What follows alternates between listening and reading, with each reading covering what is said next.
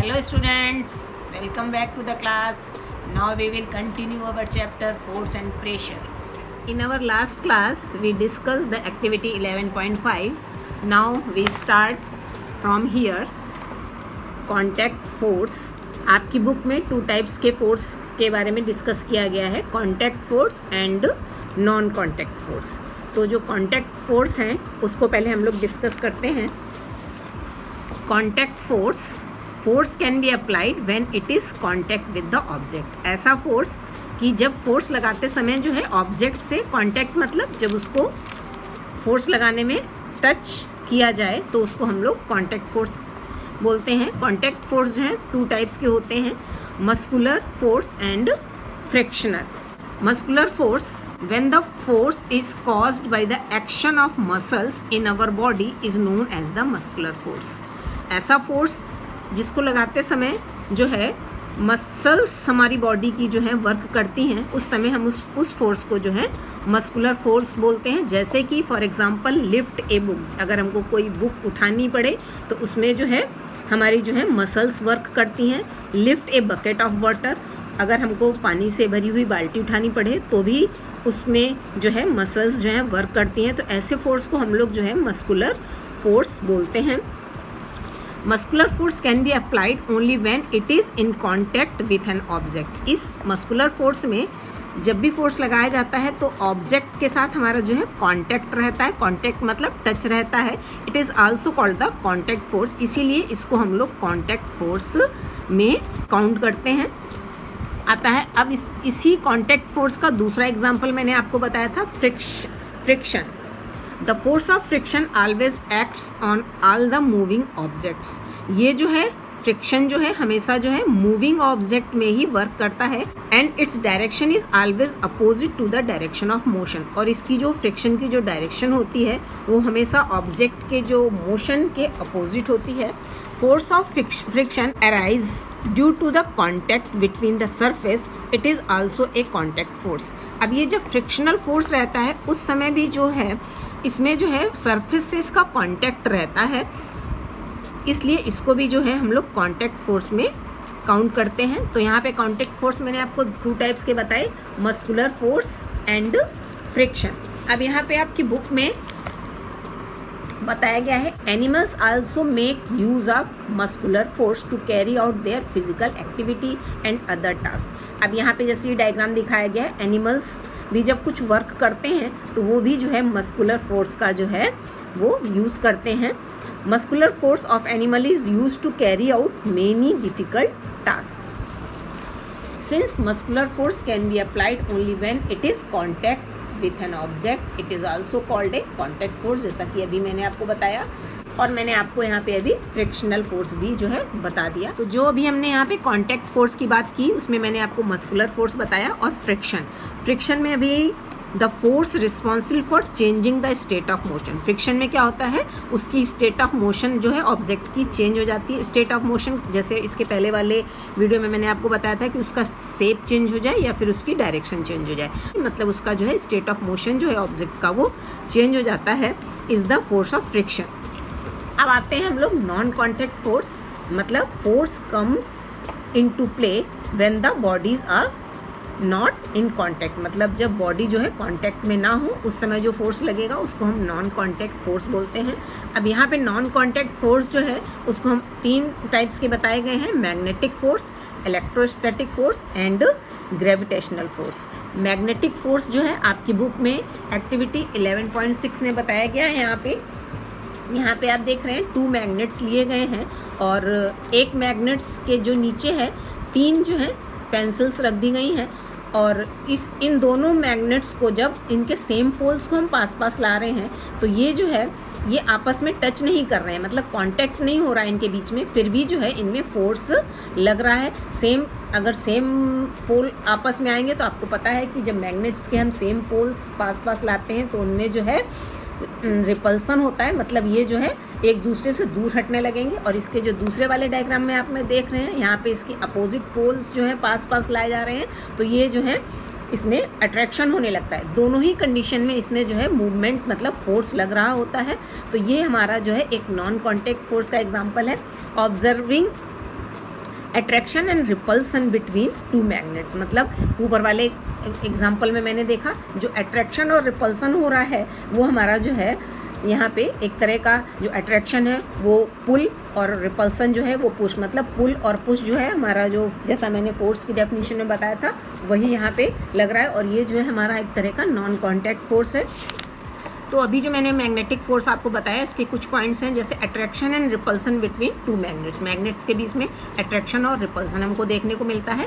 Attraction और repulsion between object can also be seen as another form of pull and push. जो force की definition थी वो हमको पुल और पुश के फॉर्म में यहाँ पे अट्रैक्शन और रिपल्सन देखने को मिल रहा है। A magnet can exert a force on another magnet without any contact. यहाँ पे जो दो मैग्नेट्स जब हम पास में ला रहे हैं तो उनमें किसी भी तरह का कॉन्टैक्ट नहीं हो रहा है, तो इसलिए इसको हम नॉन कॉन्टैक्ट फोर्स जो है बोलते हैं। अब इसी नॉन कॉन्टैक्ट का जो हमारा दूसरा हमने आपको बताया इलेक्ट्रोस्टैटिक फोर्स, पहला हमने बताया था आपको मैग्नेटिक फोर्स, अब हम दूसरा बता रहे हैं इलेक्ट्रोस्टैटिक फोर्स। इलेक्ट्रोस्टैटिक फोर्स बताने से पहले आपकी बुक में हम एक्टिविटी 11.7 बता रहे हैं। इस एक्टिविटी में जैसा आप देख रहे हैं, take a plastic straw and cut it into nearly 2 equal piece. जो स्ट्रॉ होती है जिससे हम लोग जूस वगैरह पीते हैं प्लास्टिक की, उसको 2 इक्वल पीस में डिवाइड कर लेंगे। Suspended one of the piece from the edges of the table with the help of piece of thread, और एक थ्रेड की हेल्प से, जैसा आप यहाँ पे देख रहे हैं, जो एक स्ट्रॉ के मैंने 2 पीस किए थे, एक को यहाँ पे जो है थ्रेड की हेल्प से लटका देना है। Now hold the other piece of the straw in your hand, और जो दूसरा पीस हमने जो इसको काटा था इसको अपने हाथ में पकड़ लेना है। एंड रब it's free hand with the sheet of paper, और जो हमने हाथ में पकड़ा हुआ है इसको जो है एक शीट ऑफ पेपर से जो है रब करना है। तो जब हम इसको रब करते हैं तो इसमें जो है हमारा जो इलेक्ट्रोस्टैटिक जो है डेवलप हो जाता है। A straw rubbed with paper attract another straw, जब इसको पेपर से रब करेंगे तो इन दोनों में जो है अट्रैक्शन देखने को मिलता है। इसके बाद क्या करेंगे, फिर एक बार तो इसको हम पेपर से रब करेंगे तो इसमें अट्रैक्शन होगा, फिर दोबारा इसको फिर पेपर से रब करेंगे तो अब हमारे दोनों में जो है इलेक्ट्रोस्टैटिक चार्ज आ जाते हैं, और जब दोनों में सेम चार्ज आ जाते हैं तो ये जो है इसमें रिपल्सन देखने को मिलता है। A straw rubbed with the paper attract another straw but repels it if it has also been rubbed with the sheet of paper.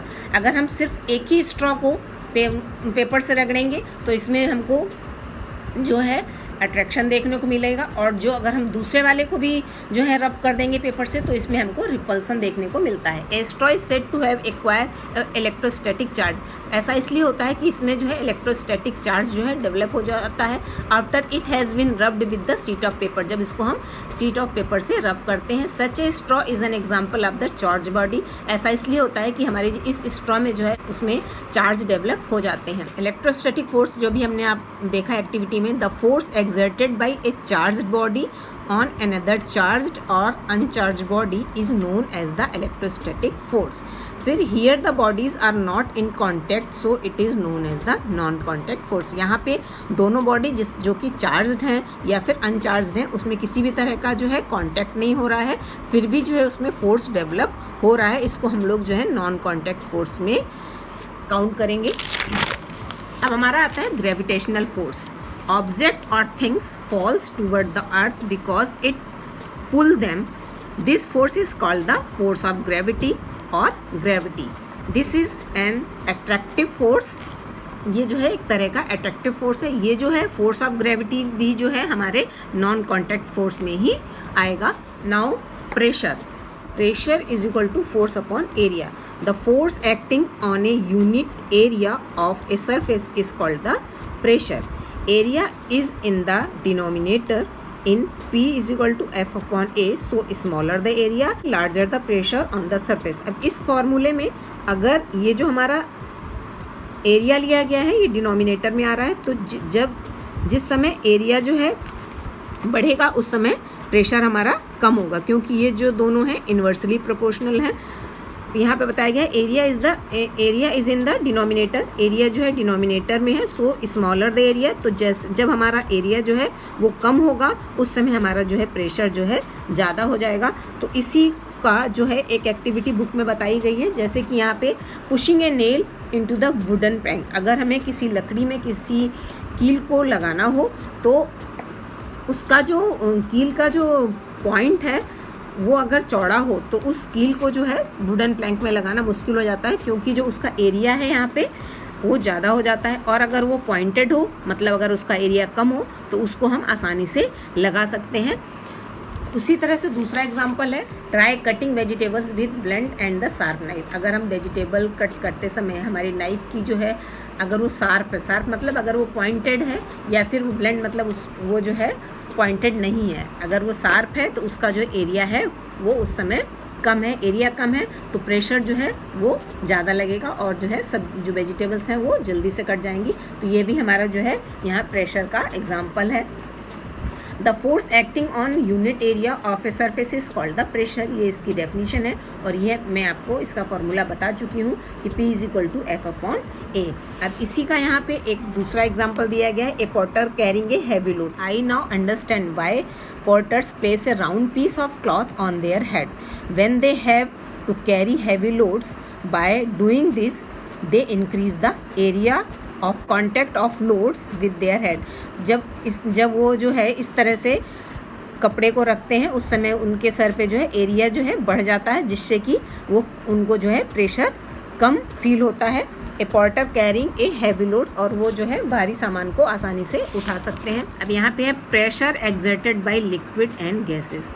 अब लिक्विड और गैस के द्वारा जो है प्रेशर किस तरह से एक्सर्ट हो रहा है, यहाँ पे कुछ एक्टिविटी में बताया गया है, जैसे कि take a transparent glass tube और ए प्लास्टिक पाइप। जैसे कि यहाँ पे आप देख रहे हैं इस तरह से लिया गया है, the length of the pipe tube should be about 15 to 25 centimetre. इसकी जो लेंथ है 15 से 25 सेंटीमीटर तक होनी चाहिए और इसका जो डायमीटर है वो 5 to 7.5 सेंटीमीटर तक होना चाहिए। Also take a piece of thin sheet of good quality of rubber. अब जो मैंने यहाँ पे लगाया हुआ है, इसमें यहाँ डायग्राम में आप देख रहे हैं, ये जो है एक अच्छी क्वालिटी की रबर को लगाना है, जैसे कि किसी बैलून में जो रबर होती है उसका भी यूज़ कर सकते हैं। Stretch the rubber sheet tightly over one and at the pipe, hold the pipe at the middle, keeping it in the vertical position. जैसा कि डायग्राम में दिखा रहे हैं कि इसके जो नीचे के साइड से जो है जो रबर को स्ट्रेच करके लगा देना है। Ask one of your friend to pour some water in the pipe, और इसके फ्रेंड से बोलना है कि वो उसमें कुछ पानी डाले। Does the rubber stretch bulges out. अब जो यहाँ पे मैंने नीचे रबर लगाई थी पानी डालने में, क्या वो जो है बल्जेज आउट मतलब फूल जाएगी। Note also the height of the water column in the pipe, और उस समय उसमें कितना पाइप में पानी है वो भी देखेंगे। पोर सम मोर वाटर, और उसमें हम अगर पहले पानी यहाँ तक डाला था तो इसमें जो है ये रबर की जो सीट है वो कम फूली थी, जब इसकी हम हाइट बढ़ा देते हैं तो ये जो है ज़्यादा फूल जाती है। Pressure exerted by water at the bottom of the container, तो इसमें जो बॉटम में है वो प्रेशर ज़्यादा लगने लगता है। Depends on the height of its column, तो इस पे जो प्रेशर लग रहा है वो इसके हाइट पे डिपेंड करता है कि उसमें कितना प्रेशर लगेगा। अब इस यहाँ पे ये दूसरी एक्टिविटी दिखाई गई है। इस वाली एक्टिविटी में कोई भी यूज्ड प्लास्टिक की बोतल ले लेनी है और इसमें कोई भी कांच की ट्यूब जो है गर्म करके इसमें फिक्स कर देनी है, और यहाँ पे जो है रबर सीट फिक्स कर देनी है, और इसमें पहले हाफ वाटर डालेंगे तो इसमें जो है ये रबर सीट थोड़ी सी जो है बल्जे टाइप होगी, और लेकिन जब इसमें हम ज़्यादा पानी भर देंगे तो ये ज़्यादा फूल जाएगी। इसका मतलब है कि इसके जो बॉटम में है वो ज़्यादा पानी डालने से जो है प्रेशर ज़्यादा लगता है। A liquid exert pressure on the wall of the container, जो लिक्विड है उसकी वॉल पे जो है प्रेशर डालती है। इसके बाद जो है हमारी एक्टिविटी 11.10 में एक इसी तरह का और भी बॉटल का ही दिखाया गया है। इसमें जो है इस बॉटल में सेम हाइट पे जो है 4 होल करने हैं और इसमें फिर से पानी भरना है। पहले अगर हम कम वाटर भरेंगे तो इसमें से जो है कम फोर्स से पानी निकलता है, और अगर इसमें हम ज़्यादा वाटर भर देते हैं तो इन चारों जो हमने सेम हाइट पे ये होल करे थे, चारों से जो है सेम डिस्टेंस तक पानी जाएगा और सेम जो है फोर्स से पानी जो है गिरता है। मोर डेप्थ मोर प्रेशर, मतलब जितना पानी ज़्यादा इसमें भरेंगे उतना ही इसमें प्रेशर जो है ज़्यादा लगेगा। Liquid exert equal pressure at the same depth. अगर हम सेम डेप्थ पे हमने होल किया है तो इन चारों में ही जो है प्रेशर जो है सेम लगेगा। तो इससे अभी जितनी भी एक्टिविटी हमने देखी, liquid exert pressure on the wall of the container, कि जो लिक्विड है वो कंटेनर की वॉल में जो है प्रेशर डालते हैं, इससे ये पता चलता है। अब है do gases also exert pressure, क्या गैसेस भी जो है वो वॉल पे प्रेशर डालती हैं।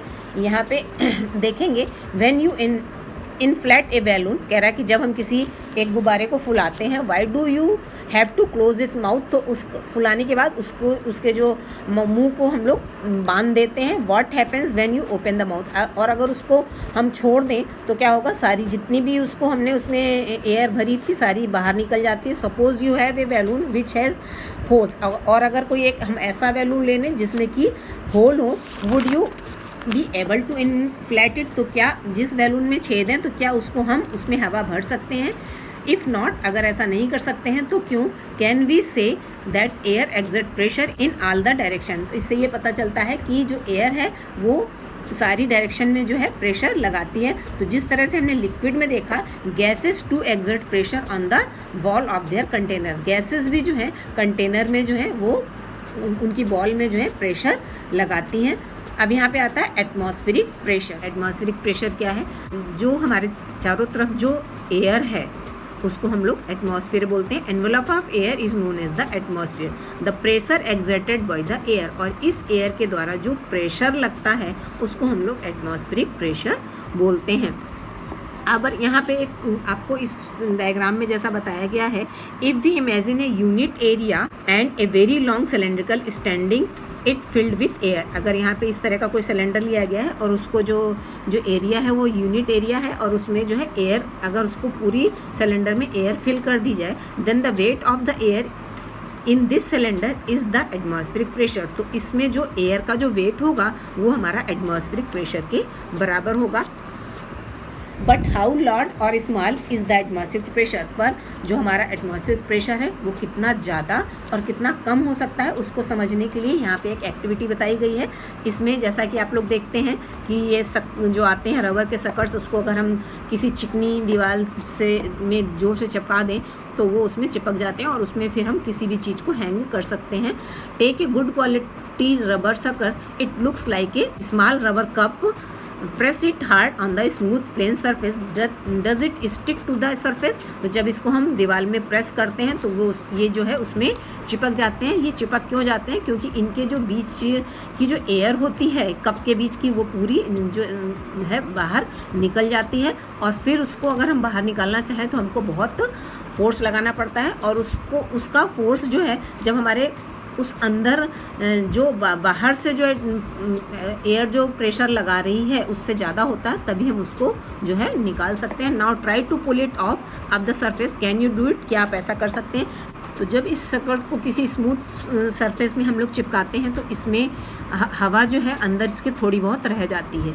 ऐसा बिल्कुल भी नहीं होता है कि इसके अंदर बिल्कुल भी हवा ना हो. अगर इसके अंदर बिल्कुल भी एयर नहीं रहेगी तो फिर इसको जो है कितना भी फोर्स हम लगाएं इसको निकाल नहीं सकते हैं.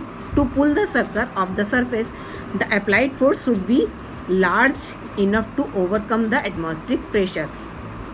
अगर इसमें थोड़ी, जब इसको हम वॉल में चिकनी फर्श उसमें चिपकाते हैं तो इसके अंदर थोड़ी बहुत जो है एयर रह जाती है, और अगर उसको हम बहुत तेज़ी से खींचें तो वो जो है तभी बाहर निकलेगा जब हमारा जो हमने फोर्स लगाया है वो एटमॉस्फेरिक प्रेशर से ज़्यादा हो. लेकिन अगर इसमें बिल्कुल भी हवा ना हो तो इसको जो है इस सकर्स को जो है बाहर खींचना बिल्कुल पॉसिबल नहीं होगा. अब यहाँ पे एक बूझो ने क्वेश्चन किया है, if the area of my head were 15 centimetre into 15 centimetre, how much weight of air would I we carry on my head. तो इसका जो है, वैसे तो ये आपके कोर्स में ज़्यादा इसमें डिटेल में नहीं दिया, पर फिर भी यहाँ मैं बता देती हूँ. इस क्वेश्चन में जो है एरिया ऑफ द हेड हमको 15 सेंटीमीटर इंटू 15 सेंटीमीटर दिया है. तो सबसे पहले इस सेंटीमीटर को हम लोग मीटर में बदल लेंगे.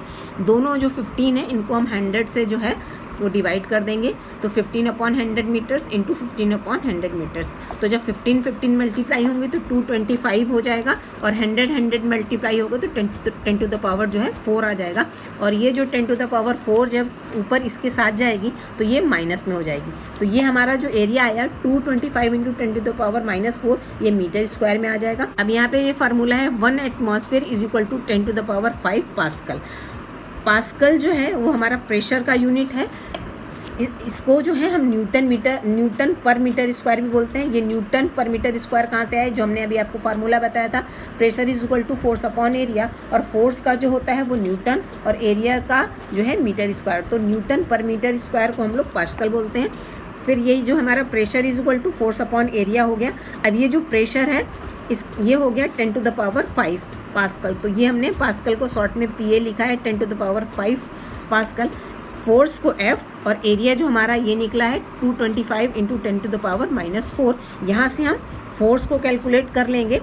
फोर्स निकालने के लिए इस सारी वैल्यू को उधर ले जाएंगे जैसा आप मैथ्स में करते हैं, और इस पास्कल की जगह मैंने यहाँ पे न्यूटन पर मीटर स्क्वायर लिख दिया है। और जब इसको सॉल्व करेंगे तो फोर्स जो है हमारा 2250 न्यूटन आ जाएगा। तो ये अभी हमारा जो है चैप्टर ख़त्म होता है।